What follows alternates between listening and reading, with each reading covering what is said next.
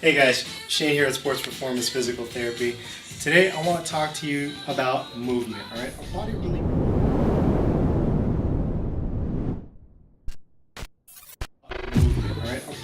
only moves in a couple of ways, alright? So when you go to the gym, there's all these different machines, all these novel exercises, but at its very basic sense, all we need to do is push, pull, squat, hinge, lunge, and carry something. In the world of movement, that's really all there is, okay? So I want to talk to you a little bit about a couple of exercises. Let's say you're not able to make it to the gym, or you're trying to find something because you don't have time, you need something to do around the house to kind of get your body moving, right? So I want to show you some of the movements that we can do and kind of address some of those issues, all right? So one of them, let's start off with pressing, horizontal press. So from here to push it away, right? Easy one is a push-up. All right, push up, just getting down on the ground. Hands are going to be about, a little bit outside shoulder width apart. You want to turn the hands just a little bit, so as you spread your fingers, the index fingers on both hands are pointing straight forward. From here, getting a good, nice plank position, lowering yourself down, coming right back up. What I don't want to see when you guys are doing this is elbows flaring all the way out to the side. It's going to cause some impingement issues on the front side, some hinge pain. All right, we want to stay away from that. And you don't necessarily want to keep the elbows nice and tight all the way to the body, or you're going to come out about 30-45 degree angle with the elbows. All right, doing that to tolerance. Don't necessarily have to go all the way down. Just go again to tolerance, no pain. All right.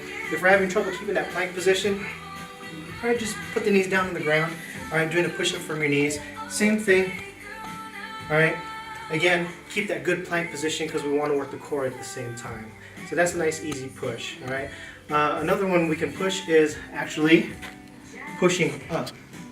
Now, not everyone has a dumbbell at home, so a couple of different things. It's my heavy weight. All right, you can take a can of soup, something, all right? Just get in a good position here from the shoulder. You can do this either standing or sitting down, all right? Especially if we have shoulder issues, I like to hold this with what we call a hammer grip, right? Not on top of the shoulder itself. Hand's going to be slightly outside the shoulder. From here, kind of making the half of a letter U as you press up, all right? If you don't have a can of soup or a dumbbell, grab a water bottle. Fill it up with some water, all right? Get a little bit of stability, especially if that water bottle isn't full. Same thing, same motion, all right? Same motion. So we can push horizontal, we can push vertical. So that's pushing. Pulling. You want to be able to grab something and pull it in. So one of the things you probably have around the house is a bag. Any sort of bag. I've got here a backpack. What you can do is a two-handed pull. You just grab both straps. And from this position you want to get bent over just a little bit. Guard that body, guard your core position and your alignment. From here, just pull, all right? We don't want to pull way up high. Notice how my elbows are getting way out of whack. I just want to pull up toward the belly button, all right?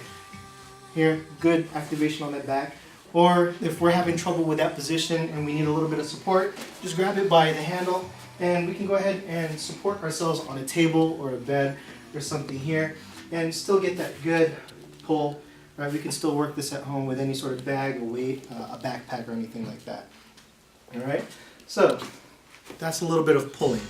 Next thing we want to do is a squat.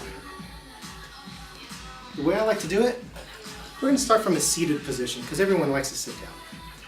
From here, you want to sit up nice and straight. Feet can be a little bit outside shoulder width or whatever's comfortable for your foot position here. Want to make sure knees are going to track over your toes. From this position here, brace that midsection nice and tight, all right? And stand up to that top position. More importantly, when you sit down, don't just flop down, all right? I want you to come down controlled. So from that bottom position here, brace, stand up, squeeze from here, all the way up. And as you go down, shoot those hips back as you sit down. Try barely touching that chair or that seating surface and stand right back up, all right?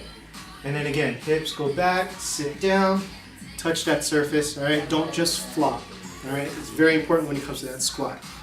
Another thing we can do is hinge. The hinge entails that, and it's different from a squat, only the hips are working here.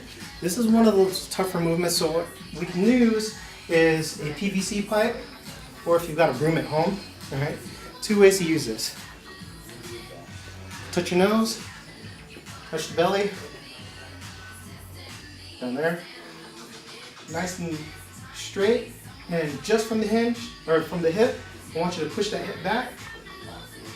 Notice how everything is nice and straight. And from here, just imagine someone's pulling your belt buckle forward. So from this position, up, all right? You can do that either in the front, or if you have the mobility to hold a broomstick to your back of your head, shoulders, and your butt. Same motion, hips sit back, pull that belt buckle forward, right? That's a hinge, kind of grease the groove around the hips. Another thing we want to be able to do is lunge. Why do we lunge? Well, because when we walk, one foot comes in front of the other, support one leg. So to strengthen that motion, nice easy lunge, step out. I want you to focus on keeping a nice upright posture. Think about that back knee coming down, and then push off that front leg to come back. That would be a forward lunge. Or if you want to do a reverse lunge, working both directions, same thing, take that step back, focus on that back knee coming down, good core position upright, push off that back foot and come forward, all right? And then the last thing we want to do is carry something, whether it's a bag of rice, grocery bags, anything around the house. I'll use this backpack for instance. We're built to carry stuff.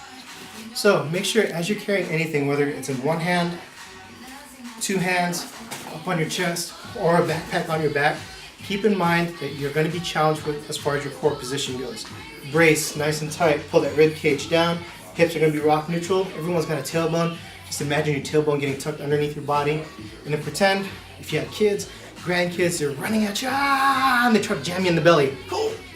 Nice and tight, keep that midsection brace. Don't let something you're carrying pull you to the side, pull any other way, or even from here, don't let it pull you forward. Notice how my upper back starts to round. Get up nice and straight, pull that shoulder blade back, brace that midsection, and walk. All right? So push, pull, hinge, squat, lunge, carry something, stay moving. You can do it with stuff around the house. All right? Movement is medicine. Keep moving.